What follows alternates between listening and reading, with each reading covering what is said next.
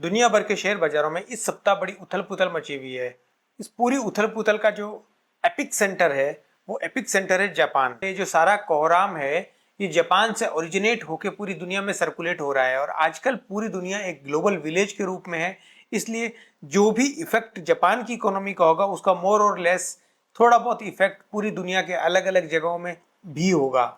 जैसा कि हमने पिछले वीडियो में बात की थी कि ये जो प्रॉब्लम है ये इतनी वाइड स्प्रेड हो सकती है कि अगर 2 से 3 दिन के अंदर अगर इसको नहीं संभाली गई तो ये पूरी दुनिया में फैल जाएगी और इसका रिपरकेशन बहुत ज्यादा होगा। इसीलिए हमने देखा कि जो सोमवार को जो जापानीज इंडेक्स लगभग 15-18% की गिरावट के साथ बंद हुए थे, मंगलवार को वो वही जापानीज इंडेक्स वही निक्केई इंडेक्स लगभग 10% की तेजी के साथ अपर सर्किट पे लॉक हो गया। अब हमने बात की थी कि अगर ये प्रॉब्लम 4-5 दिन चल गई तो 100% इस बात की पूरी संभावना है तुरंत यूएस फेडरल रिजर्व को अपनी इंटरेस्ट रेट कट करनी पड़ेगी, लेकिन इसकी जरूरत आई नहीं क्योंकि जापानीज येन थोड़ा संभल गया और दूसरी साइड में यूएस फेडरल रिजर्व ने भी अपनी नाक बचाते हुए इंटरेस्ट रेट को ना काटते हुए उन्होंने $50 बिलियन का एक बाईबैक प्रोग्राम, बॉन्ड बाईबैक का प्रोग्राम स्टार्ट कर दिया जो इक्विवेलेंट टू लिक्विडिटी इन्फ्यूजन है। तो वैसा ही हुआ, बेसिकली इंटरेस्ट रेट नहीं काटा लेकिन फेडरल रिजर्व बैंक ने इंटरेस्ट रेट काटने का स्टेज तैयार कर रहे हैं। वो उन्होंने लिक्विडिटी बाजार में फ्लो करना शुरू कर दिया है। आज दुनिया में हर टीवी चैनल और इन्फ्लुएंसर के बेसिस मुंह पे एक जापानीज कैरी ट्रेड का नाम चल रहा है। तो हम ये समझते हैं कि जापानीज येन कैरी ट्रेड क्या है और इसका प्रॉब्लम क्या है। बेसिकली इस बात को समझने के लिए हमें चलना होगा सीधे सीधे 1990 के दशक में, जहां जापानीज इकोनॉमी एक बूमिंग इकोनॉमी थी, पूरी दुनिया की लीडिंग इकोनॉमी थी। जापानीज इंडेक्स ने उस टाइम जो हाई बनाया था वो इस साल उन्होंने वो हाई तोड़ा है लगभग 30-35 साल बाद में। तो उस टाइम जो इकोनॉमी की जो गर्माहट है, इकोनॉमी का जो बबल था, उसको बबल को फोड़ने के लिए जापानीज सेंट्रल बैंक ने इंटरेस्ट रेट बढ़ाए थे। इंटरेस्ट रेट बढ़ाने के कारण जो इकोनॉमी की जो हालत थी वो एक्चुअल रियल लेवल पे आ गई। इकोनॉमी, अर्थव्यवस्था जो है वो धरातल पे आ गई और उस धरातल पे आने के बाद में जापानीज सेंट्रल बैंक ने इंटरेस्ट रेट को लगभग फ्लैट ले आए, यानी लगभग जीरो के लेवल पे ले आए। और जापानीज की इकोनॉमी में इन्फ्लेशन नाम की कोई चीज नहीं हुआ करती। जापानीज इकोनॉमी में बेसिकली स्टैगफ्लेशन था, यानी कि इन्फ्लेशन का तो कोई नामो निशान ही नहीं था। इन सब चीजों को देखते हुए कुछ स्मार्ट इन्वेस्टर्स ने और जापानीज लोगों ने क्या किया कि जापान से करेंसी बोरो करी, जापान से पैसा बोरो किया और वो पैसा कुछ सेफ एसेट में, सबसे पहले यूएस ट्रेजरी में जाने लगा। चूंकि यूएस ट्रेजरी 3-4% का ऐसा सेफ एसेट है कि दुनिया में उससे सेफ कुछ हो ही नहीं सकता, गोल्ड को छोड़ दे तो वो जो एक सेफ 3-4% का प्राइस आर्बिट्राज मिलने लगा, उसको देखते देखते पूरी दुनिया में ये जो येन कैरी ट्रेड है, ये पैसा जापान से बोरो करना और दुनिया भर के इमर्जिंग इकोनॉमी में, यूएस मार्केट में, यूएस इंडेक्स में, स्पेशली नैस्डैक में, जहां की जिन शेयर्स की, जिन कंपनीज की अर्निंग थोड़ी लेट आती है, वहां फैलने लगा। अब 10-15 साल से ये काम बहुत अच्छे से चल रहा था, लेकिन इकोनॉमी में, जापानीज इकोनॉमी में इन्फ्लेशन की मार अभी पड़ने लग गई। अभी जापानीज इंटरेस्ट रेट तो ऑलमोस्ट जीरो थे, लेकिन जापान का जो इन्फ्लेशन इंडेक्स है वो लगभग 2-2.25% का पहुंच गया। मतलब जापान में महंगाई बढ़ रही है 2% की दर पे और जापान की इंटरेस्ट रेट है जीरो, जबकि होना इससे उल्टा चाहिए क्योंकि रियल इंटरेस्ट रेट इस महीने में नेगेटिव हो गई, जबकि ये सस्टेनेबल नहीं होती। इसलिए जापानीज सेंट्रल बैंक ने 31 जुलाई को डिसीजन लिया कि वो 0.25% इंटरेस्ट रेट बढ़ाएगा। अब इंटरेस्ट रेट बढ़ाने के साथ में प्रॉब्लम ये शुरू होती है कि जो जापान की करेंसी थी ना, वो स्ट्रेंथन होने लग गई, मजबूत होने लगी against the dollar and all the economy, all the currency pack.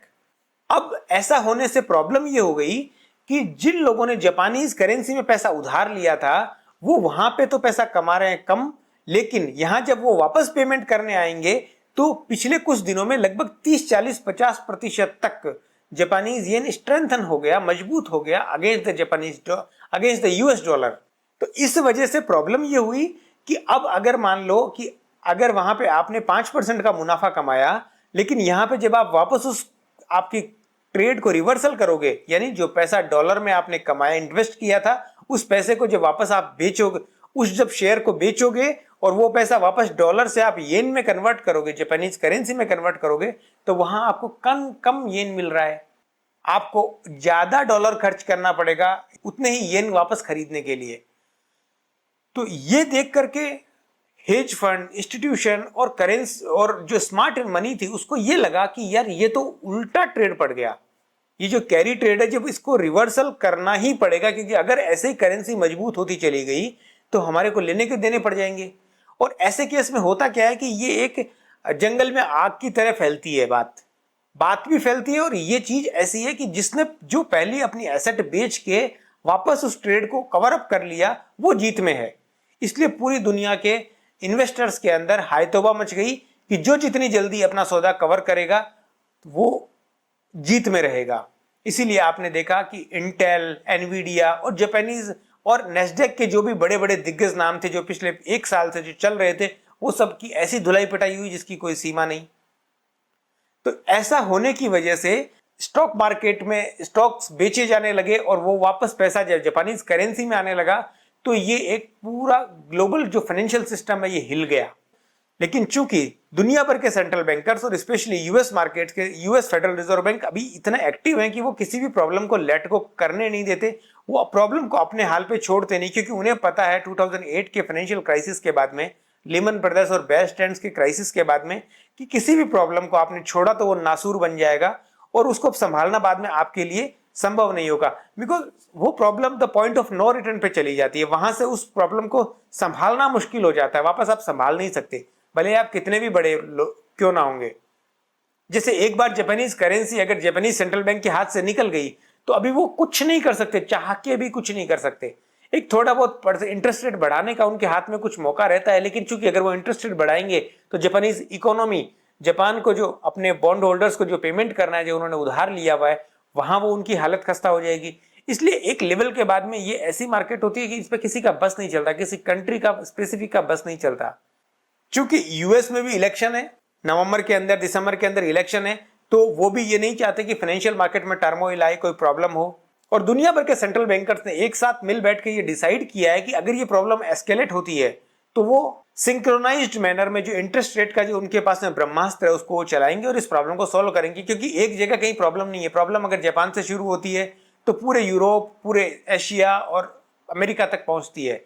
और ग्लोबल टेंशंस, जियोपॉलिटिकल टेंशन है वो तो अपनी जगह है ही, लेकिन जियोपॉलिटिकल टेंशन इस बार लग रहा है कि अभी तक एस्केलेट नहीं हुई, क्योंकि क्रूड ऑयल हमें अभी तक यही बता रहा है, क्योंकि वो पिछले हफ्ते का जो लेवल है उसको क्रॉस नहीं किया है अपसाइड के अंदर। इसलिए अभी तक हमें ये लग रहा है कि ये पॉलिटिकल प्रॉब्लम जो है, जियोपॉलिटिकल प्रॉब्लम स्पेशली जो है, वो अभी बढ़ती हुई लग नहीं रही, सुलझी हुई लग रही है। उसको कैसे जैसे करके जपा लिया गया है उस प्रॉब्लम को।